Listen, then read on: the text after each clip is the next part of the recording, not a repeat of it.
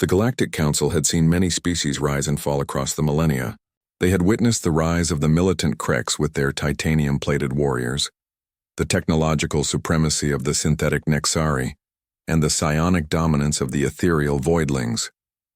Each empire brought their finest soldiers to the Council's proving grounds, genetically enhanced super soldiers, cybernetic killing machines, warriors bred for nothing but battle. Then came the humans. Admiral Zexathera of the Kreks hegemony examined the intelligence reports with growing amusement. The newcomers from the backwater system called Sol had accepted the Council's challenge, as all species must to earn their place among the stars. But their military deployment was curious. "These readings cannot be correct," she hissed through her mandibles, her scarred carapace gleaming under the command bridge's harsh lighting. "They've sent farmers?" Her aide, a younger Kreks with unblemished armor, double-checked the scans. "The biosignatures confirm it, Admiral. Agricultural workers, construction laborers, mechanics. Their military training appears minimal. Most show evidence of civilian occupations." Zexathera's laugh was like grinding metal. "The humans mock us. They send peasants to face the finest warriors in the galaxy. What the Kreks couldn't understand, what none of the Council species could grasp, was that Earth's greatest strength had never been in creating professional soldiers. It lay in taking ordinary people and giving them extraordinary reasons to fight. On the surface of Kepler 442b, the designated proving ground, Staff Sergeant Maria Santos adjusted her weather-beaten hat and spat into the alien dirt. Around her, 24 other humans checked their equipment with the methodical precision that came from years of maintaining complex machinery in harsh conditions. "All right, people," she called out, her voice carrying the authority of someone who'd spent decades managing crews during harvest season.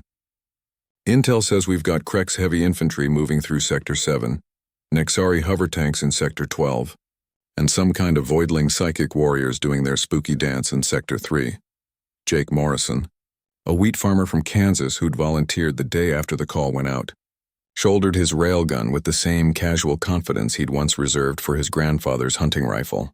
"What's the plan, Sarge?"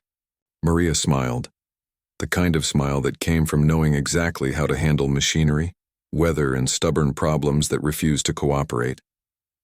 "Same as always. We do what needs doing." The railgun Jake carried was a marvel of human engineering, not the sleek energy-based weapons favored by other species, but something altogether more practical.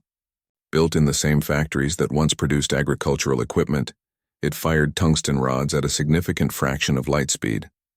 Simple, reliable, and absolutely devastating. As the first Kreks patrol rounded the ridge, their ceremonial war chants echoing across the battlefield, they expected to face cowering primitives. Instead, they found themselves looking down the barrels of weapons that belonged in their nightmares. Jake's first shot punched through 3 Kreks warriors before embedding itself in the hillside behind them. The sound, a sharp crack followed by a thunderous boom, was unlike anything the galactic armies had heard before. "Holy hell," muttered Tom Chen, an Iowa corn farmer turned demolitions expert, as he watched the Kreks formation scatter. "That's what I call effective pest control." The Nexari hover tanks fared no better. Their energy shields, designed to deflect plasma and laser fire, were useless against solid projectiles moving at relativistic speeds. Sarah Williams, a former mechanic from Texas, had modified her railgun with a targeting system cobbled together from tractor parts and satellite components. "Years of shooting varmints pays off," she muttered, lining up her shot on the lead tank's weak point. A lesson learned from decades of finding the exact spot to hit when your combine harvester broke down during harvest. But it was against the voidlings that humanity's true nature revealed itself. The psychic warriors, accustomed to breaking their enemies' minds with telepathic assaults, found themselves facing something unprecedented: the mental resilience of people who had weathered droughts, floods, market crashes, and equipment failures, minds tempered by the kind of grinding, day-to-day persistence that kept civilization fed.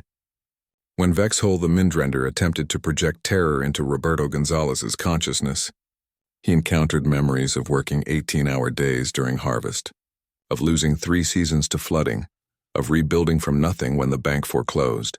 The alien's psychic scream echoed across the battlefield as it recoiled from a mind that simply refused to break. Takes more than spooky mind tricks to rattle a man who's dealt with the IRS. Roberto commented, putting a railgun slug through the creature's torso. Back in her command ship, Admiral Zexathera watched her elite forces, the pride of the Krex military, retreat in disorder. Her strategic displays showed similar scenes across the battlefield. The technologically superior Nixari were falling back. The seemingly invincible voidlings were in full retreat. "How?" she whispered. Her aide, studying the tactical data, found the answer in the details that military doctrine hadn't prepared them for. "Admiral, their weapons aren't just effective. They're designed for maintenance under field conditions. Their soldiers are repairing and modifying equipment mid-battle, and their tactical adaptability." He gestured at a display showing human forces using agricultural knowledge to predict weather patterns, construction experience to identify structural weaknesses in enemy positions, and mechanical expertise to jury-rig solutions to problems that should have required specialized military engineers. They're not just farmers with railguns, the aide realized. They're innovators, problem solvers. Every single one of them has spent years making do with less, fixing what breaks, and finding ways to get the job done no matter what. When the Council's observers arrived to assess the results, they found the Proving Ground's traditional narrative completely reversed.